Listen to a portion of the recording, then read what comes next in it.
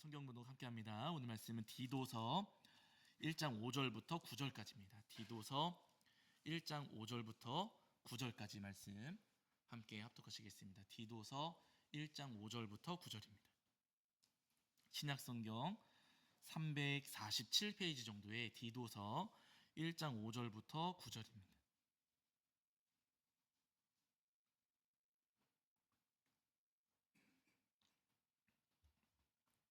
디도서 1장 5절부터 9절까지 말씀. 자, 신약성경 347페이지 정도 있습니다. 자, 우리 찾으신 줄 알고 한 목소리로 합독하겠습니다. 함께합니다. 내가 너를 그레데에 남겨둔 이유는 남은 일을 정리하고 내가 명한 대로 각 성에 장로들을 세우게 하려 함이니 책망할 것이 없고 한 아내의 남편이며 방탕하다는 비난을 받거나 불순종하는 일이 없는 믿는 자녀를 둔 자라야 할지라. 감독은 하나님의 청지기로서 책망할 것이 없고 제 고집대로 하지 아니하며 급히 분내지 아니하며 술을 즐기지 아니하며 구타하지 아니하며 더러운 이득을 탐하지 아니하며 오직 나그네를 대접하며 선행을 좋아하며 신중하며 의로우며 거룩하며 절제하며 미쁜 말씀의 가르침을 그대로 지켜야 하리니 이는 능히 바른 교훈으로 권면하고 거슬러 말하는 자들을 책망하게 하려 함이라. 아멘. 우리 자리에 앉으시겠습니다. 오늘 한 주간 평안하셨지요? 네, 오늘도 우리 하나님 앞에 나와 예배하는 저와 여러분 위에 우리 주님께서 주시는 은혜와 사랑이 가득하기를 간절히 소원합니다. 오늘은 여러분 디도서 1장 말씀을 통해서 우리에게 주시는 은혜를 나누려고 하는데요. 여러분, 이 디도서는 바울 사도가 자신의 제자, 바울의 제자였던 디도에게 보낸 편지입니다. 이 디도라고 하는 제자는 바울 사도가 디모데만큼이나 아끼고 사랑했던 그런 제자였어요.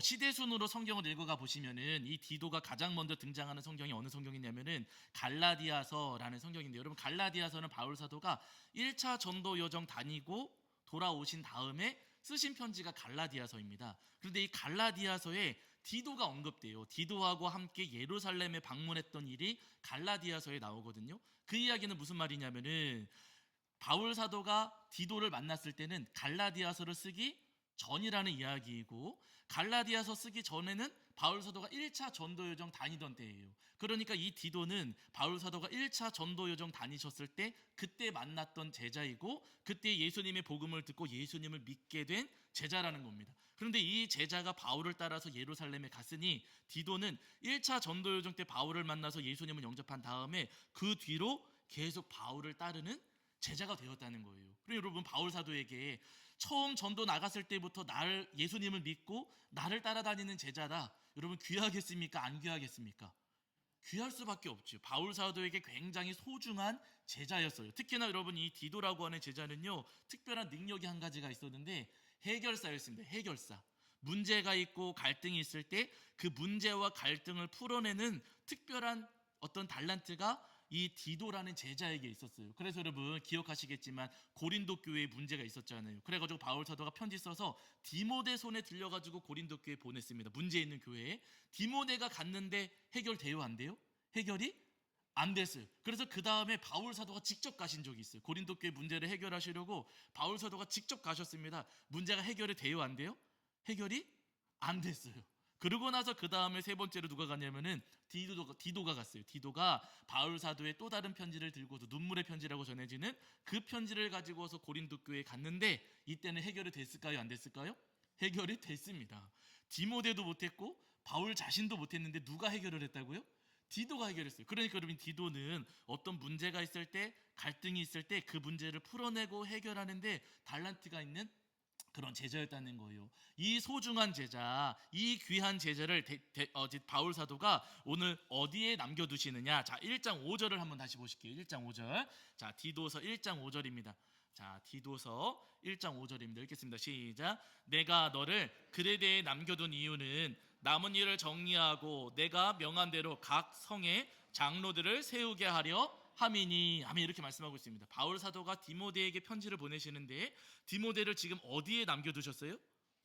그레데 맞습니다. 그레데라는 곳에 남겨두셨어요. 여러분 그레데는요 섬입니다. 지중해에 있는 섬인데 굉장히 큰 섬이에요. 바울 사도가 가택연금에서 풀려나신 이후에 여기저기를 다니시면서 복음을 전하셨는데 그 중에 그레데에도 가셔서 말씀을 전하셨던 거예요. 그런데 바울 사도가 이때 그레데 처음 가신 게 아니고요. 그 전에도 가신 적은 있었습니다. 로마로 압송되실 때, 로마로 막 붙잡혀 가실 때 그때 배 타고 가시면서 그레데에 잠깐 머무신 적이 있어요. 그때 잠깐 머무시면서 분명히 바울 사도는 복음을 전하셨을 것이고 로마에 가택연금 되셨다가 풀려나신 이후에 다시 그레데에 가셔서 복음을 전하시는 거예요. 그런데 그곳에 디도를 남겨두고 떠나셨다는 겁니다. 디도야, 너는 이제부터 여기 그레데 섬에 남아서 그레데 섬에서 너는 목회해라 라고 하시는 거예요. 사랑하는 제자, 소중한 제자를 그레데라는 곳에 남겨두셨습니다. 그럼 여러분 이 그레데라고 하는 곳은 좋은 곳이었을까요? 힘든 곳이었을까요? 목회하기 편안하니까 제자를 사랑하는 제자 남겨두셨을까요? 힘든 곳에 사랑하는 제자 남겨두셨을까요? 힘든 곳이었어요. 굉장히 힘든 곳이었습니다. 어디 보시냐면은 1장 여러분 12절을 보세요. 자, 디도서 1장 12절입니다. 1장 12절. 자, 읽겠습니다. 1장 12절. 자, 함께 읽겠습니다. 시작. 그레데인 중에 어떤 선지자가 말하되 그레데인들은 항상 거짓말쟁이며 악한 짐승이며 배만 위하는 게으름뱅이라 하니. 사실 여러분 여기 보시면 어떤 선지자가 말하되라고 했잖아요. 여기서 말하는 선지자는 우리가 구약에서 만나는 그런 선지자가 아니고요. 옛날에 어떤 사람이 말하기를 이라는 거예요. 그레데 섬 출신의 시인이 있었어요. 에피메니데스. 모르셔도 상관없습니다. 그레데 섬 출신의 시인 에피메니데스가 있는데 이 사람이 자신의 고향 그레데를 사람들을 가리켜서 한 이야기가 뭐냐면요. 그레데 사람들은 항상 뭐예요? 거짓말쟁이고 악한 짐승이고 배만 위하는 게으름뱅이다. 자기 고향 사람들을 가리켜서 에피메니데스라고 하는 사람이 이런 말을 한 적이 있다는 겁니다. 그러니까 여러분 이 그레데 섬 사람들은요 굉장히 악하고 그리고 게으름뱅이이고 거기다가 거짓말을 잘하는 사람들이에요. 여러분 이런 곳에서 목회하는 것이 쉬워요? 어려워요? 어려워요. 그곳에 목회하기 힘든 곳에 지금 바울 사도가 가장 사랑하는 가장 아끼고 소중히 여기는 제자 디도를 남겨두었다는 겁니다. 이렇게 험하고 목회하기 힘든 환경인데 그곳에 디도를 남겨놓고 너는 여기서 담임 목사해야 돼, 너는 여기서 사역해야 돼 하시면서 디도를 그곳에다가 남겨두셨어요. 그러면서 바울 사도가 너는 그곳에서 이렇게 목회해야 된다 하시면서 겉면의 말씀을 주시는데 그 말씀이 오늘 우리가 함께 읽은 말씀입니다. 자, 한 번 더 여러분 보실게요. 1장 5절도 한번 보실게요. 다시 한번 보신 말씀이지만 자, 어떻게 그 힘든 곳에서 거짓말하는 사람들로 가득하고 악하고 게으름뱅이로 가득한 그곳에서 어떻게 목회해야 되고 어떻게 사역해야 되는가? 자, 1장 5절입니다. 읽겠습니다. 시작. 내가 너를 그레데에 남겨둔 이유는 남은 일을 정리하고 내가 명한 대로 각 성의 장로들을 세우게 하려 함이니. 아멘. 이렇게 말씀하셨어요. 너를 그레데에 남겨둔 이유는 남은 일을 정리하라는 이유가 맞춰라, 너 이제 그냥 뒷정리하고 돌아와라 그런 말씀이 아니고요. 우리가 그동 그레데에서 하던 사역, 그 사역을 너가 이어가라. 중단하지 말고 우리가 그곳에서 복음 전하며 했던 그 사역을 너는 이어가야 된다. 그러면서 내가 너에게 명령한 대로 각 성에 누구를 세우라고요? 장로들을 세우라 그러시고 7절에 가서는 감독을 세워라 이렇게 말씀을 하세요. 그러니까 와, 장로와 감독이 나오는가? 여러분 여기 나오는 장로와 감독은 지금 한국교회 안에 있는 장로 직분 또 목사님들 안에 있는 감독 직분하고 같을까요? 다를까요? 다른 거예요. 장로라고 번역되기도 했고 감독이라고 번역되기는 했지만은요, 그러나 교회 안에 집사, 권사, 장로할 때 그 장로가 아니고, 그리고 뭐 목사, 감리사, 감독, 감독회장 할 때 그 감독도 아니에요. 여기 말씀하시는 장로와 감독은요, 장로는 원로를 뜻하는 말이고 감독은 관리자를 뜻하는 말이에요. 지금 우리 교회, 한국교회 안에 있는 그런 직분과는 관계가 없는 표현입니다. 그러니까 바울 사도는요, 너 그렇게 험하고 힘든 곳, 거짓말쟁이들이 많고 악한 사람들이 많고 또 게으름뱅이가 많은 그곳에서 너 목회할 때 너는 원로와 관리자들을 세워야 된다 하시는 거예요. 그런데 그 원로와 관리자들은 어떤 사람들인가, 어떤 자격을 갖춰야 되는가? 자, 조금 길지만 다시 한번 보실게요. 1장 6절부터 9절입니다. 1장 6절부터 9절. 자, 읽겠습니다. 시작. 책망할 것이 없고 한 아내의 남편이며 방탕하다는 비난을 받거나 불순종하는 일이 없는 믿는 자녀를 둔 자라야 할지니라. 감독은 하나님의 청지기로서 책망할 것이 없고 제 고집대로 하지 아니하며 급히 분내지 아니하며 술을 즐기지 아니하며 구타하지 아니하며 더러운 이득을 탐하지 아니하며 오직 나그네를 대접하며 선행을 좋아하며 신중하며 의로우며 거룩하며 절제하며 미쁜 말씀의 가르침을 그대로 지켜야 하리니 이는 능히 바른 교훈으로 권면하고 거슬러 말하는 자들을 책망하게 하려 함이라. 아멘. 이렇게 말씀하셨어요. 그러니까 원로로 세워질 사람, 관리자로 세워질 사람들은요, 여러분 한마디로 이야기하면은요, 선하고 의롭고 거룩하고 정결한 자들을 원로로 관리자로 세워야 된다 하시는 말씀입니다. 그러니까 여러분 풀어서 생각을 하면 무슨 말씀이냐면은요, 지금 디도는 목회하기 어려운 환경 속에서 아주 거짓말쟁이들, 사기꾼들이 많고 거기다가 무슨 악한 사람들로 가득하고 게으름뱅이로 가득한 곳에서 목회하고 사역을 하는데, 너는 그곳에서 사역하면서 이런 사람들을 세워나가야 된다. 선하고 의롭고 정직하고 바르고 거룩하고 정결한 사람들을 세워나가야 된다. 너 디도도 마찬가지인 거죠. 이런 사람들을 세워가려면 여러분, 디도가 거짓말 잘하고 악하고 게으르면 이런 사람들이 세워져요, 안 세워져요? 안 세워지겠죠. 그러니까 바울 사도가 디도에게 이런 권면을 할 때는 그 마음속에는 어떤 마음이 있냐면요, 디도야, 너는 그렇게 거짓말 잘하는 사람들 틈에서, 악한 사람들 틈에서, 게으름뱅이들 틈에서, 디도야, 너는 선하고 의롭고 정직하고 바르고 정결하고 의롭게 살아가야 된다 라고 지금 바울 사도가 디도에게 권면하고 있는 거예요. 너가 살아가는 그 삶의 환경은 어둡고 악할지 모르지만 그곳에서 너는 선하고 의롭고 정결하게 살아야 된다라고 지금 권면하시면서 말씀하시는 겁니다. 여러분, 오늘 우리도 마찬가지입니다. 디도가 사역하게 된 그 그레데 섬이 악하고 게으르고 거짓말 잘하는 사람들로 가득했던 것처럼, 여러분 오늘 우리가 살아가는 세상이 선합니까, 악합니까? 우리가 살아가는 세상이 여러분 선해요, 악해요? 악해요. 물론 우리나라 다른 나라에 비하면은 훔쳐가지도 않고 노트북이 있어도 훔쳐가지도 않고 우리나라 치안이 좋다 그렇게 이야기하지 마. 여러분 방송을 보시면은요, 정말 사람 같지 않은 사람들이 있어요, 없어요? 있어요. 많아요. 제가 지난번에도 말씀드렸지만 진짜 오해하지 마세요. 제가 제 아내하고 가끔 종종 보는 프로 가운데 이혼 숙녀 캠프라고 있어요. 오해하지 마세요. 저희 부부 사이 나빠요, 좋아요? 어마어마하고 좋아요. 괜찮습니다. 아무 문제 없어요. 그런데 아니, 우연히 보게 되었는데 여러분, 그거 이렇게 보니까요, 와, 어떻게 저런 사람이 있지 싶은 거예요. 말하는 거나 행동하는 거나 이런 그 방송에 나온 사람들을 볼 때, 와, 저기 사람이 맞나? 진짜 사람이 맞나 싶은 사람들이 그 방송에 나옵니다. 근데 여러분, 그 사람들이 우리 주변에 어딘가에는 살고 있는 거예요. 예, 그냥 우리가 스쳐 지나가니까 못 알아볼 뿐이고, 나를 만날 때는 그런 모습을 보여주지 않으니까 우리가 모를 뿐이지. 여러분, 우리 주변에 정말 고집스럽고 거칠고 폭력적이고 속이고 거짓말하는 사람들, 악한 사람들, 우리 주변에도 굉장히 많이 있다는 겁니다. 디도가 사역해야 됐던 그레데 섬만 그런 게 아니라 우리가 살아가는 삶의 현장도 디도가 살아갔던, 목회했던 그 그레데 섬처럼 악하고 험악한 사람들로, 폭력적인 사람들, 이기적인 사람들로 우리 주변도 가득하다는 거예요. 그런데 여러분, 중요한 것은 그렇게 어두운 곳에 살아가다 보면 여러분, 우리가 물이 듭니까, 물이 안 듭니까? 물 들어요. 말 험하게 하는 사람하고 같이 지내다 보면은요, 나도 모르게 말이 험해지고, 자꾸 거짓말하는 사람 옆에 있으면 어떻게 돼요? 나도 거짓말하게 돼. 왜냐하면 이 사람이 자꾸 나를 속여가지고 나를 해코지하니까 나도 이 사람을 자꾸만 속이려고 하는 거예요. 아주 그냥 여러분, 고집 센 사람하고 같이 있으면 어떻게 돼요?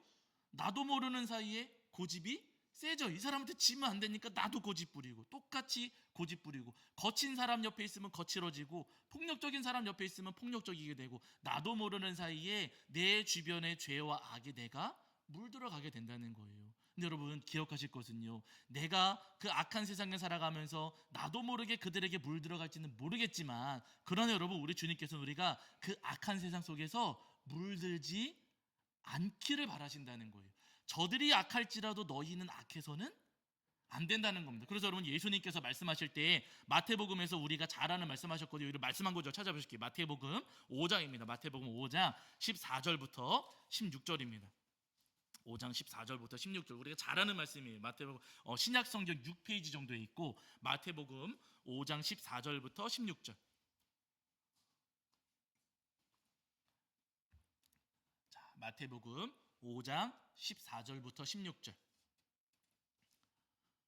5장 14절부터 16절 우리 찾으신 줄 알고 읽겠습니다. 시작. 너희는 세상의 빛이라. 산 위에 있는 동네가 숨겨지지 못할 것이요 사람이 등불을 켜서 말 아래에 두지 아니하고 등경 위에 두나니 이러므로 집안 모든 사람에게 비치느니라.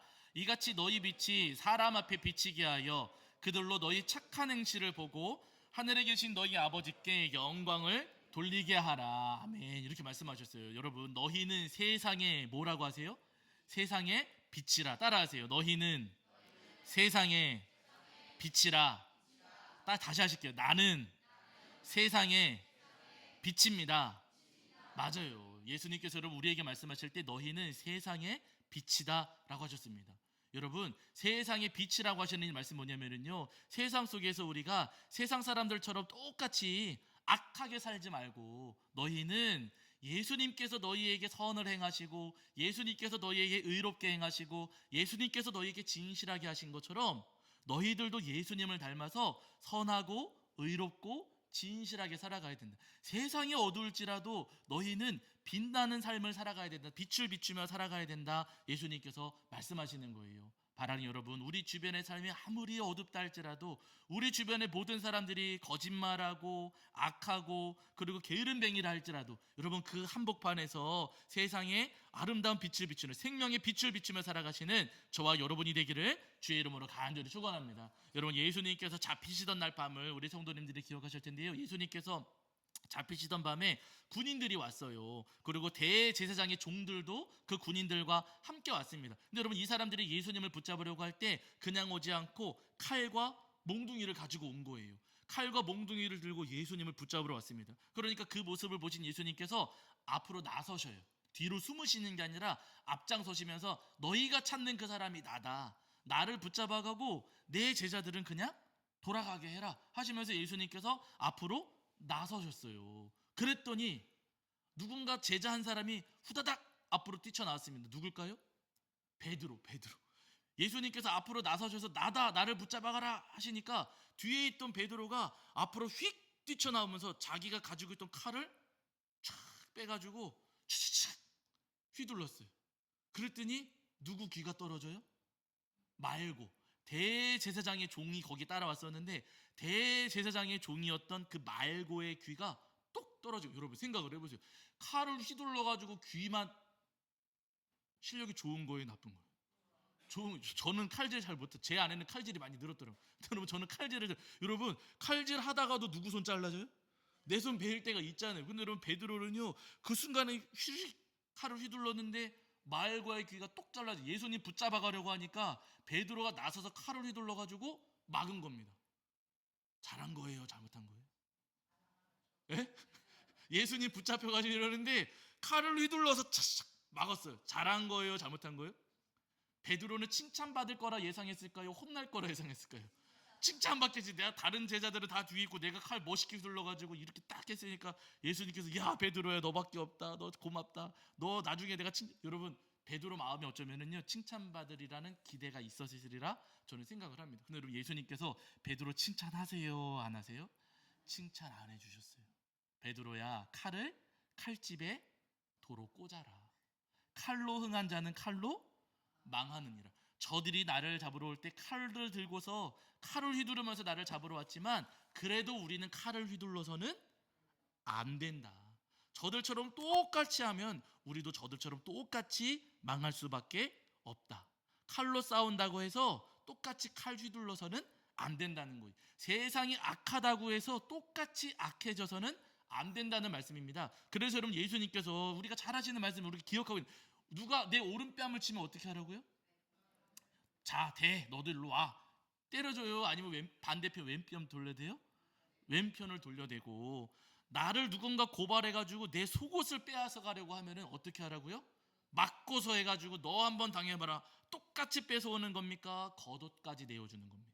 너희는 겉옷까지 내어줘. 저 사람들이 그렇게 억울하게 너를 고소하고 너를 때리고 해도 똑같이 하지 말고 너희는 반대편 돌려대고 오히려 더 얹어주어라 말씀하셔요. 억지로 오리를 끌고 가려고 하면 몇 리를 따라가 주라고요? 10리까지 그냥 기꺼이 가져라. 예수님께서 말씀하셨어요. 세상이 악하다고 할 때 똑같이 악해지지 말고 너희는 그 세상 속에서 선을 행하고 의를 행해야 된다 하시는 말씀이에요. 세상 사람들이 이기적이라고 하면은요, 우리 여러분 이 땅을 살아가는 동안에 이타적으로 저들을 배려하고 저들에게 양보해주고 용서하면서 살아갈 수도 있어야 된다는 겁니다. 세상 사람들 여러분 욕심이 많아요. 정말 욕심 많습니다. 자기 이익만 챙기려고 하고요, 요만큼도 손해를 안 보려고 해요. 그 세상 속에 살아가다 보면 나도 내 마음이 강팍해져가지고 어떻게든 내 거 챙기려고 우리가 악착같이 욕심 부리게 되지만, 그러나 여러분 예수님 하시는 말씀은요, 저들이 욕심 부릴 때 너희는 그냥 양보해 줘라. 네. 똑같이 욕심 부리면서 어떻게든 가지려고 하지 말고, 저들이 속이니까 똑같이 속이려고 하지 말고 너희는 저희들을 속이지 말고 세상 속에 빛을 비추며 살아가야 된다. 오늘 우리에게 분명히 말씀하십니다. 바라는 여러분, 죄와 악으로 가득한 이 어두운 세상을 살아가시면서 어둠에 물들지 않으시고 거룩한 믿음의 빛을 비추면서 살아가시는 저와 여러분이 되기를 주의 이름으로 간절히 축원합니다. 여러분 성경을 보시면은 여러분 사사 시대에 많은 사사들이 있었어요. 근데 여러분 우리가 잘 아는 무슨 온니엘, 삼손, 기드온, 드보라 이런 사사도 있지만 사사들 가운데 우리가 잘 알지 못하는 사사들도 있습니다. 그 대표적인 사사들이 누구냐면은 입산, 엘론, 압돈. 이름 한 번은 들어봤지만 이 사람들과 관련된 사건들 기억나는 게 있어요, 없어요? 없어요. 왜냐하면은요, 입산, 엘론, 압도는 사사기의 이름이 나오기는 하지만은요, 관련된 말씀이 뭐 한 절, 두 절 이 정도밖에 되질 않습니다. 사사라고 세워지기는 했지만은요, 이들과 관련된 역사들은 사실은 없다는 거예요. 하나님께서 이들에게 베풀어 주신 은혜가 있어요, 없어요? 없어요. 사사로 세워주셨는데 하나님께서 다른 사사들 같은 경우는 하나님께서 누구를 넘겨주셨더라, 하나님께서 힘을 주셨더라, 하나님께서 이기게 하셨더라 이런 표현들이 함께 나와요. 그런데 여러분 입산, 엘론, 압돈 이런 사사들은요, 하나님께서 무슨 적군을 넘겨주셨더라 이런 표현이 나오지가 않습니다. 사사이면서도 하나님의 은혜를 경험하지 못했다는 거예요. 왜 그럴까요? 이 사람들은 사사로 세워졌음에도 불구하고 사사답지 않고 세상 사람하고 똑같았어요. 입산, 엘론, 압돈. 여러분 특히 입산 같은 경우는 여러분 아들이 30명, 딸이 30명인데 입산이 이 아들 30명, 딸 30명을 자기가 사사로 세워진 다음에 열심히 시집장가 보냈어요. 입산이 사사로 지낸 기간이 몇 년? 7년밖에 안 돼요. 사사로 지낸 기간이 7년밖에 안 되는데 그 7년 기간 동안에 몇 명이요? 60명. 60명의 자녀를 시집장가 보내는 거예요. 여러분 7년 사사하면서 60명 시집장가 보낸다? 에? 정신이 있어요, 없어요? 사사로 지낼 겨를이 있습니까, 없습니까? 없어요. 그러니까 여러분 이 사사로 지내면서도요, 엉뚱한 일에 마음 빼앗겨서 살아갔던 사람이라는 거예요. 그러니까 세상 사람들과 다를 바가 없었어요. 그냥 엉뚱한 일에 마음 쏟고 살아간 세상의 사람들과 전혀 다를 바가 없었고, 엘론도 여러분 마찬가지입니다. 10년 동안 이제 사사로 지냈는데 엘론과 관련해서 사사기에서 말씀하실 때 10년 동안 이스라엘을 다스렸더라 이렇게 말씀하고 있어요. 여러분 사사는 다스리는 사람일까요? 섬기는 사람일까요? 섬기는 사람이에요. 그런데 여러분 엘론은 10년 동안 이스라엘을 다스렸대요. 지배한 거예요. 이방 사람들이 하듯 세상 사람들이 하듯 내가 사사니까 내 명령을 들어라 하면서 이스라엘 백성들을 자기 마음대로 다스리려고 했던 사람, 세상 사람과 똑같이 살아갔어요. 압돈도 그랬습니다. 아들 40명, 손자가 30명, 70명인데 여러분 그 아들 40명, 손자 30명에게 나귀 한 마리씩을 내어줘가지고 타고 다니게 했대요. 최고급 승용차를 한 대씩 내어주고서는 다 타고 다니게 한 거예요. 여러분 사사가 자녀들, 손자들에게 최고급 승용차, 여러분 목사가 예를 들어서 목사가 자녀들, 손자들, 온 가족들에게 한 70명 되는 가족들에게 최고급 승용차, 교회 돈으로, 그것도 자기 돈도 아니고 교회 돈으로 최고급 승용차 뽑아가지고 다 나눠줬다. 뭐라고 하시겠어요? 에? 에? 그 사람 목사라고 하시겠어요? 안 하시겠어요? 아니잖아요. 그렇죠. 세상 사람하고 똑같은 짓을 이 사사들이 했던 거예요. 그러니까 여러분 하나님께서 이들에게 은혜를 주셔요, 안 주셔요? 안 주셨어요.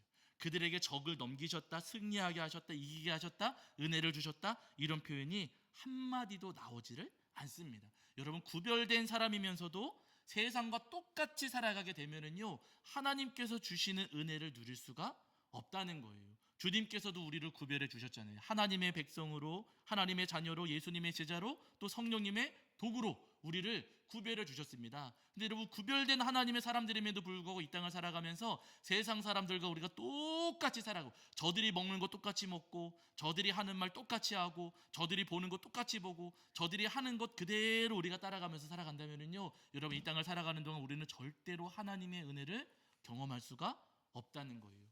여러분, 생각을 해보세요. 세상이 시커매요. 시커먼데 거기 나도 시커멓게 돼가지고 거기에 같이 있어요. 그러면 하나님 눈에 내가 보여요, 안 보여요? 예? 다 시커먼데 나도 똑같이 시커멓게 물들어가지고 거기에 시커멓게 돼서 나도 있어요. 그럼 보여요, 안 보여요?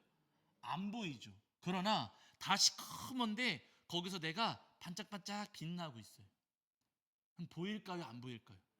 도화지가 새까맣게 칠해져 있는데 거기에 하얀색 딱 하나 찍었어요.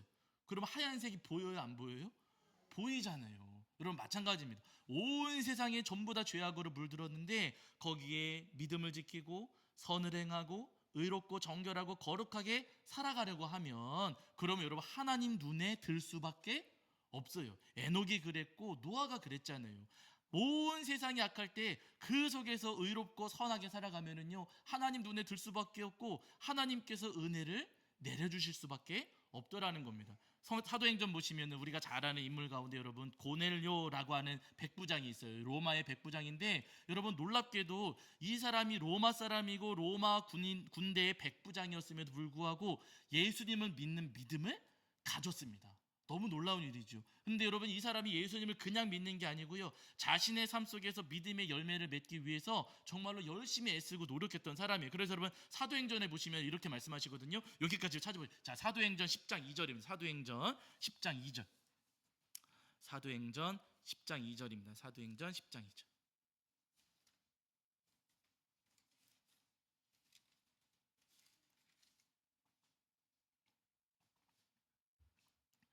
신약 성경, 제가 가진 성경에서는 203페이지 정도 있습니다. 신약 성경 203페이지 정도에 사도행전 10장 2절입니다. 10장 2절.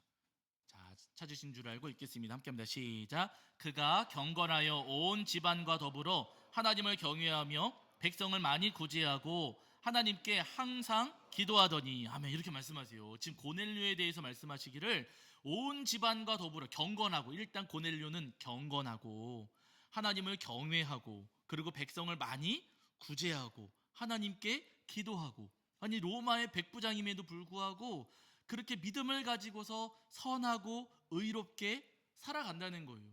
여러분, 저도 군대 갔다 왔지만 군인들이 계급이 낮을 때는 힘이 없으니까 그냥 군기 바짝 들어가지고 그냥 바닥에 팍팍 기어서 지내지만은요, 일병되고 상병되고 병장되고 하면서 나한테 어떤 힘이 주어졌을 때 변하는 사람 있을까요, 없을까요? 네? 못 돼지는 사람. 아니, 계급이 낮을 때는 그냥 박박 기어다니다가 병장 되고 나서, 상병 되고 나서 그 후임병들 막 못 살게 구는 사람 있을까요, 없을까요? 있습니다. 아니, 로마의 백부장이에요. 자기 밑에 100명 정도가 있습니다. 이 정도의 계급이고 자기가 그렇게 권세를 가지고 있다면은요, 아주 사람이 악해지고 악랄해질 수도 있거든요. 자기가 가진 힘을 이용해 가지고. 그런데 여러분, 이 고넬료는 그렇게 악하지가 않았다는 거예요. 경건했고 구제했고 하나님께 기도하고 또 경외하고, 이렇게 하면서 여러분, 이 고넬료는요, 자신에게 권세가 있었음에도 불구하고 선하고 의롭게 살아갔습니다. 그런 믿음으로 하나님 앞에 기도하면서 살아갔던 거예요. 그랬더니 여러분, 하나님께서 고넬료의 기도를 들어주세요, 안 들어주세요? 들어주세요. 고넬료의 기도를 들어주시는데, 여러분, 그 아래 10장 4절 보세요. 10장 4절. 자, 사도행전 10장 4절입니다. 하나님께서 기도를 들어주시고서는, 자, 천사를 보내셨어요. 10장 4절 읽겠습니다. 시작. 고넬료가 주목하여 보고 두려워 이르되, 주여 무슨 일이니까? 천사가 이르되, 내 기도와 구제가 하나님 앞에 상달되어 기억하신 바가 되었으니. 하나님께서 고넬료를 보셨다는 거예요, 안 보셨다는 거예요? 보셨어요. 죄와 악으로 가득한 세상에 살아가면서 그렇게 선을 행하고 믿음으로 의롭게 살아가니 하나님께서 고넬료의 모습을 주목해 보셨고 고넬료의 기도를 들으셨습니다. 그래서 고넬료에게 말씀하세요. 지금 가까이에 베드로가 있으니 베드로를 초청해라. 그래서 고넬료가 하나님 말씀대로 베드로를 자기 집으로 초대합니다. 그러고서는 베드로가 그 집에 찾아와 가지고 이제 말씀을 전하게 되죠. 복음을 전하는데 자, 그 뒤에 어떤 일이 벌어지는가? 10장 44, 45절입니다. 10장 44, 45절. 자, 10장 44절, 45절. 자, 사도행전 10장 44절, 45절입니다. 읽겠습니다. 시작. 베드로가 이 말을 할 때 성령이 말씀 듣는 모든 사람에게 내려오시니 베드로와 함께 온 할례를 받은 신자들이 이방인들에게도 성령 부어 주심으로 말미암아 놀라니. 아멘. 이렇게 말씀하세요. 고넬료의 집에 베드로가 와서 말씀을 전할 때에 그곳에 성령의 역사가 일어났습니다. 하나님께서 그 집, 고넬료의 가정, 고넬료의 집에 은혜를 부어 주셨다는 거예요. 고넬료가 믿음 지키며 살아갔을 때, 세상 사람들이 악하고 세상 사람들이 그렇게 못된 짓을 하면서 살아갈 때 그럼에도 불구하고 믿음으로 선을 행하고 의롭게 살아가고 경건을 지키면서 살아갔을 때 하나님께서 그 모습을 주목해 보시고 고넬료의 가정과 그 삶에 어마어마한 은혜를 부어 주셨다는 겁니다. 여러분, 오늘 우리도 마찬가지입니다. 우리가 어두운 세상 속에서 믿음의 빛을 밝히면서 살아가면은요, 주님께서 우리에게도 은혜를 내려주십니다. 세상 사람들은 악하지요. 어둡고 죄와 악으로 물들어 있습니다. 그들 때문에 내가 손해볼 때도 있고 그들 때문에 내가 괴로운 일 겪을 때도 있고 그들 때문에 내가 눈물을 흘릴 때도 분명히 있어요. 그러나 여러분, 그럼에도 불구하고 예수님 말씀을 따라서 우리가 똑같이 대갚아주는 것 아니라 오히려 양보하고 오히려 용서하고 오히려 그들에게 우리가 선을 행할 때 하나님께서 분명히 우리 삶을 주목해 보시고 우리에게 상상하지 못했던 놀라우신 은혜를 내려주시리라 믿습니다. 바로 여러분, 그 은혜를 소망하시면서 온 세상이 어두울지라도 그 어두운 세상 속에서 끝까지 믿음의 빛을 밝게 비추며 살아가시는 저와 여러분이 되기를 주의 이름으로 간절히 축원합니다. 자, 우리 찬송합니다. 찬송가 502장 찬송하시면서 준비하신 예물 봉헌하겠습니다. 찬송 502장입니다.